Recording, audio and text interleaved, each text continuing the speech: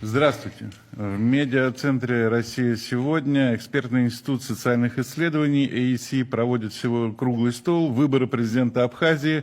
Расклад сил накануне второго тура». Модерирую круглый стол я, Данилин Павел, доцент финансового университета при правительстве России, директор Центра политического анализа, член Общественной палаты города Москвы. У нас приглашены уважаемые эксперты. Мартынов Алексей Анатольевич, директор Института новейших государств, доцент финансового университета. Малькевич Александр Александрович, журналист, член Совета при президенте Российской Федерации по развитию гражданского общества и правам человека. Потуремский Виктор Александрович, директор по политическому анализу Института социального маркетинга Инсамар. Таня Канвалерьянович, онлайн-советник посольства Республики Абхазия в России, чрезвычайный полномочный посланник второго класса. Толмачев Сергей Александрович, онлайн, политический консультант. Шаповалов Владимир Леонидович, руководитель проектов АЭС, доцент кафедры сравнительной политологии МГИМО МИД России, кандидат исторических наук. Сегодня мы будем говорить о важном для России, не только для Абхазии, но и для России, конечно, тоже событии. 1 марта состоится второй тур выборов президента Абхазии. В нем примут участие вице-президент Бадра Гунба и представитель оппозиции, псевдооппозиции на самом деле, они сейчас находятся как раз во власти, да, и всячески там работают с административным ресурсом. Адгур Ардзинба. В первом туре кандидаты набрали Бадра Гунба 46,38% и Ардзинба 36,9% голосов соответственно. Ситуация в Абхазии накануне второго тура выборов становится все более тревожащей. И впервые за долгое время российские граждане, а надо сказать, что в Абхазии очень много российских граждан, армяне, абхазы с гражданством Российской Федерации оказались на передовой политического конфликта. В Абхазии перед началом второго тура президентских выборов, намеченного на 1 марта, неизвестные развернули грязную кампанию по разжиганию ненависти против армян, русских и абхазов. Основание якобы давления, на самом деле, которое осуществляется на эти группы, потому что эти группы якобы поддерживают кандидата, который не угоден тем, кто это силовое давление оказывает. Потому что эти группы поддерживают, собственно, кандидата Бадру Гунбу. Спекуляции на тему недовольства результатами выборов, разжигания ненависти, попытки повлиять на результаты голосования фактически бросили Абхазию в ситуацию политического кризиса. И преодолеть, конечно, существующий разрыв между Гунбой и Ардзинбой фактически невозможно. Наверное, именно поэтому используются столь грязные методы, грязные способы и административный ресурс, силовое давление, угрозы и так далее. Как максимум кандидаты могут зацементировать свой электорат. Это максимум, чего можно добиться, если, конечно, не использовать совсем уж грязные методы. Я думаю, что Алексей Анатольевич Мартынов, директор Института новейших государств, доцент финансового университета при правительстве России, может описать ситуацию в республике более подробно. Алексей Анатольевич, вам слово, пожалуйста, расскажите, что там происходит и вообще как. Здравствуйте, товарищи, спасибо, Павел. Действительно, в Абхазии, как известно, состоялись досрочные президентские выборы, первый тур. Напомню, что необходимость этих досрочных президентских выборов возникла после известных событий в ноябре прошлого года, когда была реализована попытка государственного переворота в этом маленьком новейшем государстве со всеми атрибутами, манифестациями, захватом правительственных зданий, с оружием, там по полной программе удалось в последнюю минуту не перейти, что называется, красных линий, за которыми уже конец государственности, и назначены досрочные президентские выборы. Так вот, в первом туре, который состоялся 15 февраля, уверенно победил Бадра Гунба. Правда, ему не хватило буквально несколько процентов для того, чтобы уже в первом туре решить вопрос. Для понимания масштаба в выборах в первом туре приняло больше 60% избирателей. Это меньше 100 тысяч голосов. Ну, то есть вот масштаб понятен.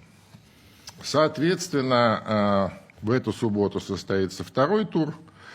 Надо сказать, что легитимность и законность выборов в первом туре вполне себе соответствовала тому действующему законодательству Республики Абхазия, которое имеет место быть.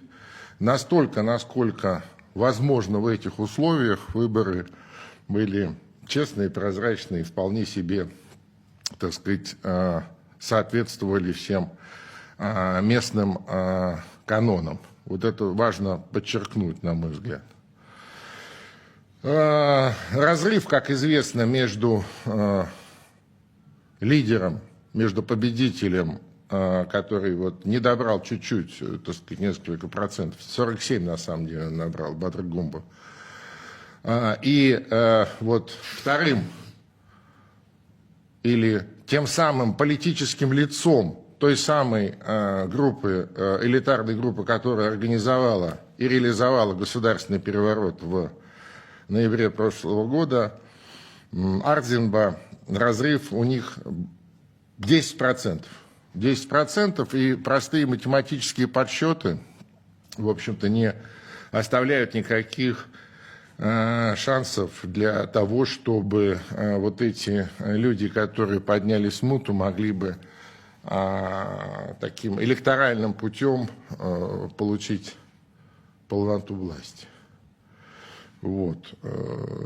Ну, ждем выборов, посмотрим, чем это все закончится. Но здесь важно тоже подчеркнуть, наверное, отдельно, что в Абхазии довольно давно внутри элитарных кругах сформировалось таких два взгляда на абхазский суверенитет. С одной стороны, это такое широкое понимание независимости, между прочим, которую признала Россия 17 лет назад и, собственно, оформила абхазскую государственность признанием суверенитета. Так вот, такой широкий взгляд на суверенитет, что, дескать, мы тут независимы, поэтому делаем, что хотим, берем все, что можно взять откуда угодно, независимо от того, какие это страны, какие отношения у России с этими странами. Мы, дескать, тут независимые. Или, так сказать, там сомнительные какие-то круги, в том числе и криминальные. Ну, все хорошо, что все, так сказать, берем все. Вот это вот такая логика. А там как-нибудь. Вот. С другой стороны, ответственный системный подход планомерного поступательного развития Абхазии, абхазской государственности под крылом Великой России, при взаимодействии с Россией, при активных, так сказать, по всем направлениям, по горизонтали и по вертикали. Это вот как раз системная история политическим лицом этой группы, которая набирает всегда большинство, надо сказать, является как раз победитель первого тура Бадр Гумба. Вот. Соответственно, здесь стоит что еще отметить. Понимая, так называемая, она никакая не оппозиция, еще раз, вы поймите правильно, это вот не та история, когда вот есть, значит, правящая, там партия есть оппозиционная, они как-то там меняются, они обмениваются разными взглядами или там тезисами, ничего подобного. Декларативно все там за Россию, понятно, что абхазский избиратель, мудрый абхазский народ, ну, просто не воспримет ни одного политика, в принципе, который бы каким-то образом против России бы высказался или что-то сделал. Но за Россию по-разному. То есть Бадр Гумба системный человек, это все видят и, собственно, голосуют соответствующим образом. Эти ребята такие, знаете, авантюристы. Авантюристы со всеми вытекающими последствиями, с огромным количеством разных нечистоплотных связей, методов, и так далее, и так далее, и так далее. Достаточно вспомнить историю с вот, попыткой разжигания межнациональной розни в рамках этой кампании. Это вообще, конечно, за гранью, в общем-то, вот, по крайней мере, моего понимания того, что из себя представляет абхазское государство, абхазский народ. Я довольно давно наблюдаю внимательно и с разной степенью участия за развитием абхазского государства, и для меня это вещи неприемлемые и непонятные. Вот. Я больше вам скажу, после первого тура у меня пару звонков было от, как они представились, небезразличных граждан Абхазии. Знаете, вот это, ну, телефон найти не проблема, мы там много работали в свое время. Так вот, эти возмущенные, вернее, не безразличные граждане, значит, пытались обратить наше внимание, что, дескать, посмотрите, как активно голосуют армянские села Абхазии за Бадыр-Гумбу. Ну и что? И что? В чем разница? У вас, говорю, что, граждан делят на беленьких и черненьких, на титульных и нетитульных? Слушайте, это просто неприемлемые вещи. Неприемлемые вещи. Или вот эти поездки активистов штаба Арземба по, опять же, армянским селам с угрозами и настоятельными рекомендациями вообще не участвовать в голосовании во втором туре. Это что такое вообще? Это вот такую Абхазию хотят эти деятели, так сказать, построить для граждан Абхазии. Ну, в общем, много такого, что вот совершенно неприемлемо на 2017 году признанного развития. Это точно абсолютно. Потом, очевидно, понимая, математически понимая, что электоральным путем шансов получить власть у них нет, соответственно, начинаются такие, знаете, закладочки или подготовка к возможному срыву первого тура, либо максимальной делегитимации результатов второго тура, второго тура, и делегитимации второго тура. То есть вот требования, например, к избирательной комиссии Республики Абхазия, да, такое недоверие, во-первых, выраженное этими проигравшими кандидатами, во-вторых, требования замены состава всех комиссий. То есть вот всех здесь и сейчас. Ну, все же, Алексей, давайте уточним, не кандидатами, а одним кандидатом и его окружением. Я про него же и говорю, про этого деятеля Ардзена, понимаете, который, кстати, между прочим, весьма отдаленное отношение имеет к великому Владиславу Ардзенбе. Ну, фамилии-то одинаковые, там, может быть, он какой-нибудь дальний родственник, но вот с точки зрения своего поведения и того, что он продвигает, ну, знаете, это просто за гранью. Так вот, это требование сменить всех, значит, членов всех комиссий. Это как понять? Это как вообще возможно, да? Это, по сути, полное недоверие, значит, избирательной системе, ЦИКу, законам, да всему чего угодно. Это что? Вы недовольны тем, что проиграли, и, соответственно, вот подобным образом себя ведете. Слушайте, ну, кроме как расценить как попытку, так сказать, вот по такому, знаете, украинскому лекалу сорвать второй тур и там какой-нибудь третий придумать или какой-то еще, мы же помним все эти истории, да, 20 лет назад на Украине, это один в один. Вот, это по-другому расценивать совершенно невозможно. Поэтому потом вот эта атака на силовой блок, вот это через административный ресурс, через исполняющего обязанности президента, который, как мы понимаем, определенным образом разделяет подходы вот этой группы смутьянов, отставка председателя местной госбезопасности, да, ну, директора. Тоже, очевидно, человек не захотел прикрывать их делишки, ну, с чем, собственно, поплатился собственной должностью. Атаки на МВД, на других силовиков, тоже такие административные. Ну, явно люди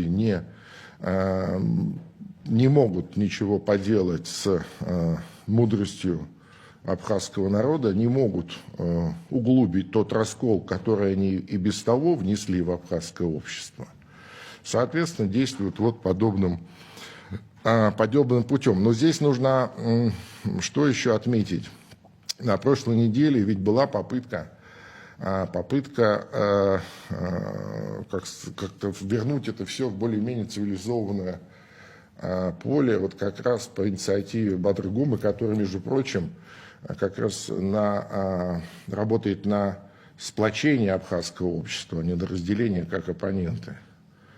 Была попытка заключить соглашение между кандидатами перед вторым туром. Они действительно встречались, они действительно сказали друг другу, ну, по крайней мере, публично перед журналистами, достаточно вменяемые такие понятные слова о том, что республика нуждается в спокойном электоральном процессе, в спокойном политическом процессе, потому что, так сказать, нет времени на эту всю ерунду. Нам нужно развиваться, нам нужно двигаться вперед. Прекрасные слова сказали оба кандидата. Но спустя там буквально пару дней эти оппозиционеры, как они себя называют, на самом деле смутьяны, грубо нарушили все эти соглашения. В общем, я бы очень хотел, чтобы 1 марта состоялся второй тур, по крайней мере, так же чисто и ровно, как прошел первый. Да, и я бы хотел, чтобы абхазский народ, абхазские граждане здесь поставили точку, выбрали президента и шли вперед. Шли вперед, а Россия Абхазию любит, Россия Абхазию не даст обижать, и Россия Абхазии всегда поможет. Спасибо. Спасибо большое.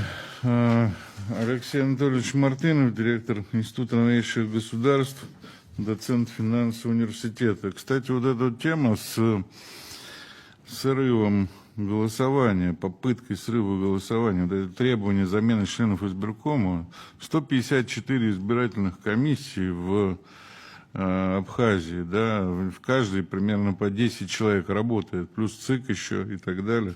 Ну, то есть предлагается тут же в 100-тысячном, да, если смотреть по голосам на первом туре, 100 тысяч голосов, да, 2000, собственно, человек взять и куда-то выбросить, да, найти на их место за 2 дня еще 2000 человек, да, а члены семей, кстати, вот этих, которых выбросят, это вообще где-то 10 тысяч будет, то есть 10 тысяч человек, которые обеспечивают легитимность прозрачных выборов, зачем-то обвиняют в том, что они нечестные люди. Это учителя, врачи, уважаемые товарищи, да, и всем им говорят, что ну вы какие-то нечестные.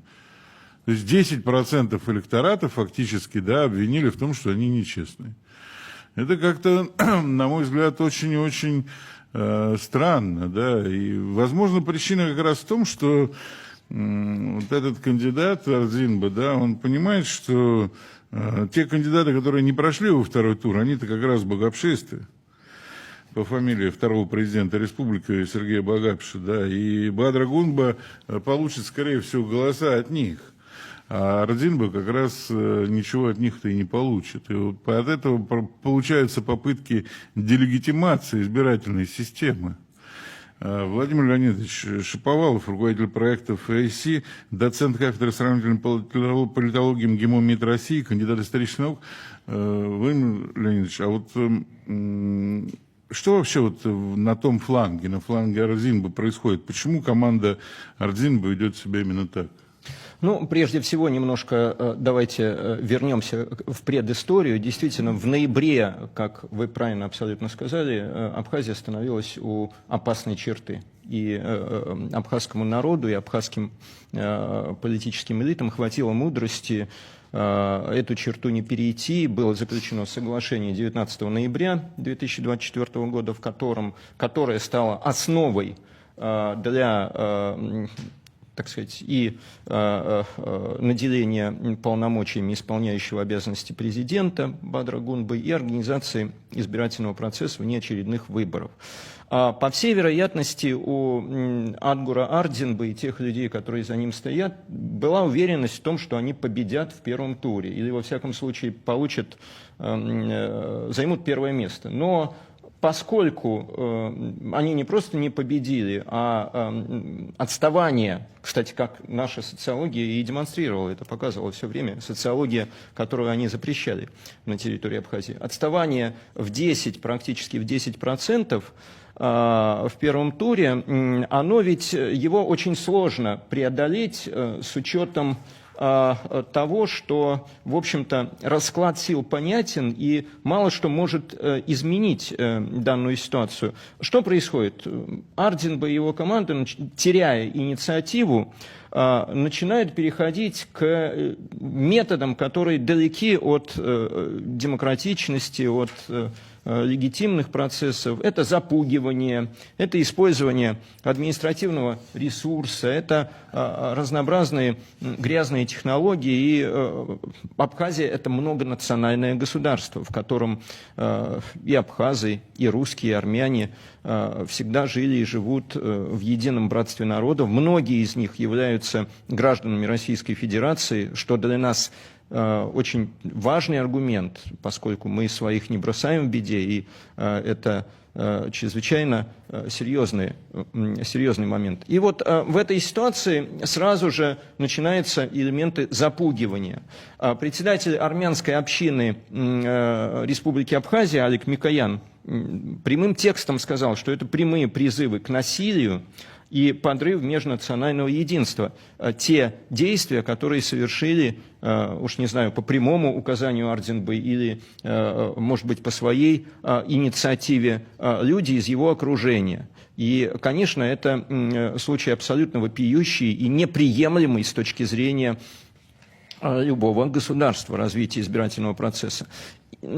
Использование административного ресурса, попытка давления на органы государственной власти. Уже шла речь о том, что по совершенно надуманному предлогу поменяли руководителя службы государственной безопасности, отправили в отставку Дмитрия Кучуберия и попытались отправить в отставку министра внутренних дел, но сотрудники не позволили, фактически встав на защиту своего руководителя. Попытка давления на избирательную комиссию. Это абсолютно не соответствует и принципам легитимности и демократии. Это абсолютно не соответствует и тому соглашению, которое было заключено 19 ноября 2024 года, потому что одним из пунктов этого соглашения было не менять должностных лиц, естественно, для сохранения стабильности и преемственности власти. Здесь мы видим, конечно, совершенно другие действия. Сам Адгур Ардинба, может быть, к нему и нет претензий с точки зрения связи с криминалом, коррупции, прямых, во всяком случае, претензий. Сам Ардинба говорит о том, что, интересные слова, о том, что равноудаленность должна быть. Да. Равноудаленность. Где-то мы это слышали. Криминала от власти. И говорит о том, что даже если мой брат, он приводит пример, был бы в чем-то замешан, я бы, так сказать, очень строго к этому отнесся. Но, к сожалению, мы видим, что эти слова не в полной мере соответствуют делам, потому что мы видим, что в окружении Адгура Ардинбы есть люди, которые и связаны с криминалом, и более того, связаны с террористической деятельностью. Адамыр Пачалия по кличке Пачаха, известный криминальный авторитет Абхазии, кстати, имеющий большую дружбу с грузинским авторитетом Таро. Пачалия известен как человек, который совершал насильственные действия в отношении представителей правопорядка Абхазии, который захватывал, так сказать, заложников, который объявлен в международный розыск, является двоюродным братом Ардинбы и активно участвует в той, так сказать, грязной кампании, которая ведется. Мухаммед Такджан, также известный как Габрия Тугбай, известный террорист, создатель в прошлом абхазского джамаата, религиозно-террористической организации, участник боевых действий против России на Кавказе, участник захвата российского парома в 1996 году, сейчас проживающий в Турции, имеющий прямые связи с организацией Гюлена, небезызвестного, также активно продвигает линию Ардинба и даже пытался создать какой-то собственный избирательный участок в рамках своей собственности недвижимости Турции. Кстати, в Турции он дважды уже привлекался к ответственности за, так сказать, свои бандитские действия. Вот люди, за захват заложников дважды, кстати. Да. Вот, второй раз тоже он захватил заложников в банке, да, и получил какое-то смешное наказание абсолютно, потому что он против русских, опять же, выступал. Ну, захватил заложников и требования к России выдвинул. Вот те люди, которые с этой стороны присутствуют, и мне кажется, что было бы правильно со стороны Ардинба, если он действительно позиционирует себя в качестве, так сказать, равноудаленного от криминальных структур политика, четко расставить точки и, так сказать, обозначить, что эти люди к нему никакого отношения не имеют. Но мы этого не видим. Более того, мы видим, что и те люди, которые обещали, так сказать, наказать представителей армянской общины, которые не так проголосовали, как нужно. Это же представители непосредственно штаба кандидата, не какие-то совершенно другие инициативные абхазские граждане, неравнодушные, как вот было сказано, которые просто действуют по своей инициативе. Нет, это представители штаба. Теряя инициативу, Ардинба прибегает к таким методам. Фактически речь идет о том, что, по сути, кампания в этот период между двумя турами кандидата Ардинба сопровождается исключительно скандалами и такого рода действиями. В результате низовые сотрудники штаба Ардинба демотивированы, понимают, что, так сказать, перспектив серьезных нет, а руководство, по всей вероятности, сориентировано, готовится к срыву или к тем или иным действиям, которые могут быть после второго тура. Иначе как объяснить тот факт, что 21 февраля было подписано соглашение, действительно кандидаты встретились, было установлено, что не используем административный ресурс, что принимаем результаты выборов, и буквально на следующий день или через 2 дня начались вновь эти провокационные действия. Важно для нас, что, к сожалению, эти действия прямо или косвенно направлены против России, против российских граждан. Мы это с тревогой на это обращаем внимание. И в то же самое время нужно отметить, что, конечно, абхазский народ всегда был, есть и будет другом российского народа, и такие действия не приводят к тому, что можно кого-то запугать, а наоборот отвращают, потому что возникает понимание того, что что-то не так с этим кандидатом, и что на словах, заявляя о дружбе с Россией, на самом деле он действует совершенно иначе. В качестве резюме хотелось бы сказать, что очевидно, что и подобные действия, использование грязных технологий, запугивание, нажима, попыток всячески повлиять на результат, конечно, свидетельствует не о силе, а о слабости кандидата. И очевидно, что никаких ресурсов поднять планку выше той, которую Ардинба получил в первом туре, выйти за 40%, у Ардинба и его команды просто-напросто нет.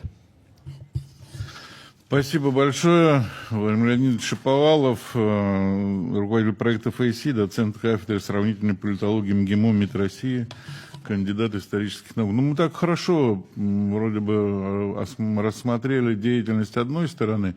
Надо посмотреть и на другую сторону. Вот Александр Александрович Малькевич, журналист, член Совета при президенте Российской Федерации по развитию гражданского общества и правам человека, хорошо знаком с местной тематикой. И я задам такой вопрос. Вообще, а что он там с страной Бадра Гунба? Вообще, почему считается, что у него наибольшие шансы. Почему избиратели Абхазии поддерживают его? Спасибо. Да, коллеги, так получилось, что я, во-первых, в Совете по правам человека вхожу во временную мониторинговую группу по выборам, но, во-вторых, у меня выходит еженедельно программа итоговая на канале ТВ-3 «Итоги с Малькевичем», и наша съемочная группа несколько недель работает в Абхазии, регулярно выходят сюжеты, и я в курсе, соответственно, всех там происходящих процессов. Действительно, объективная ситуация складывается так, что Бадр Гунба сегодня ключевая фигура в диалоге с Россией, с нашей страной.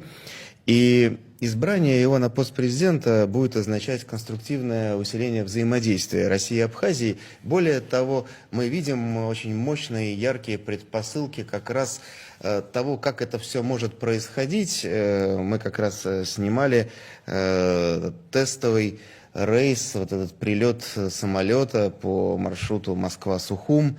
Видели, какая реакция, насколько это востребовано и с одной стороны, и со стороны наших туристов, которые готовятся к летнему курортному сезону, насколько, сколько лет, да, вот все эти годы люди и в Абхазии ждали появления прямого авиасообщения, и из-за той позиции, которую неконструктивные силы в республике заняли, но в целом и курортный сезон может оказаться под большой угрозой, потому что мы общались и с турагентствами и в Абхазии, и в Сочи, и люди находятся в замешательстве, насколько можно вообще планировать, причем и с одной стороны, и с другой, да, то есть и как могут ли наши туристы планировать этот отдых, и могут ли ательеры, туристические агентства предлагать соответствующие услуги, хотя это востребовано, все безусловно. Не могу не сказать еще о том, что Гунба – это, конечно, личность, это реальная политическая сила, и это политик, который занят реальными проблемами, чаяниями жителей, а не своим образом, своим пиаром.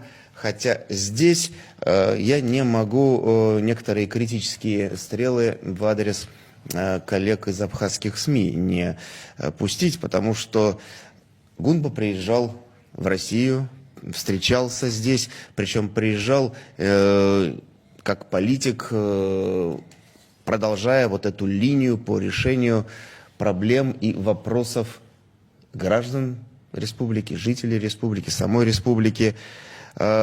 И очень важно, что за него никакие чиновники не агитировали. Ни наши, ни абхазские. По поводу позиции ряда абхазских чиновников коллеги уже сказали. Но абхазские СМИ, абхазское телевидение, никаких сюжетов и информации о поездке, о встречах Гунбы в России не разместило, при том, что шли важнейшие переговоры, да, определяющие будущее Абхазии. Почему такой игнор? Вопросы такие есть, безусловно, и если поменяется позиция у этих структур, я сам с удовольствием эти вопросы коллегам и задам, потому что мы готовы помогать и развитию абхазских СМИ, абхазского телевидения. Во всяком случае, в Южной Осетии я не раз бывал и коллегам оказывал соответствующую помощь по тому, в чем я разбираюсь, связано с телевидением. Но вот здесь позиция такая, на замалчивание, это, конечно, такой тревожный момент. У нас здесь сегодня участвует Сергей Александрович Толмачев, и поэтому не могу не вспомнить, говоря о Гунбе, организацию конкурса «Команда Абхазии». Почему я упомянул Толмачева? Потому что мы делали подобные проекты в Запорожской области, лидеры Возрождения, и в Херсонской, и в ДНР, в ЛНР. И вот такой мощнейший кадровый проект запущен в Абхазии. Он называется «Команда Абхазии». Это кадровый конкурс. По сути, это мощнейшая заявка, чтобы впервые правительство, органы власти формировались по профессиональному, а не по клановому признаку, по профессиональному способу. То есть это самые передовые управленческие практики могут быть реализованы, и мы понимаем, почему это в штыки воспринимается отдельными силами и структурами. Опять же, коллеги там упоминали, в том числе и криминальные группировки. Но, значит, чем можем, как говорится, здесь мы поможем и добрым словом, и советом, и рассказом об этом, потому что другой системы социального кадрового лифта быть не может. Это все мы много лет видим в нашей стране, как блестяще работает система лидеров России, там, да, и массы других конкурсов, которые открывают дорогу тысячам людей для реализации и во власти, и в бизнесе. Владимир Леонидович упоминал, да, встречу Гунбы с его соперником по второму туру и предложение заключить соглашение, да, о честных, прозрачных, открытых выборах. Гунба последовательно, принципиально выступает против любых силовых сценариев, против всего, что может угрожать стабильности и демократическим основам Абхазии.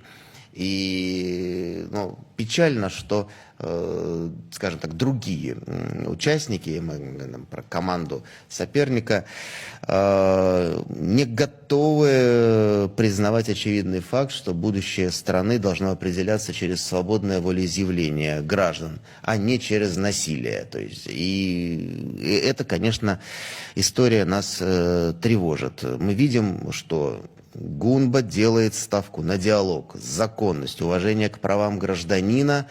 И эти совершенно разумные моменты, значит, неприемлемые, к сожалению, да, для его противников. Но здесь уже там звучали цифры, и они наверняка прозвучат. Я могу просто зафиксировать, что кандидат Гунба уверенно победил в 7 из 8 районов республики, победил в столице, и в целом даже вот в этом Гудаутском районе за него немало избирателей проголосовали, несмотря, да, вот на все то давление, которое оказывалось и оказывается на граждан Абхазии, которых, опять же, как было сказано, да, особенно по национальному признаку, пытаются прогнуть, обвиняют в не том выборе, но люди, в общем-то, понимают, кто отстаивает, не готов даже, да, вот кто отстаивает уже сейчас их интересы, кто за них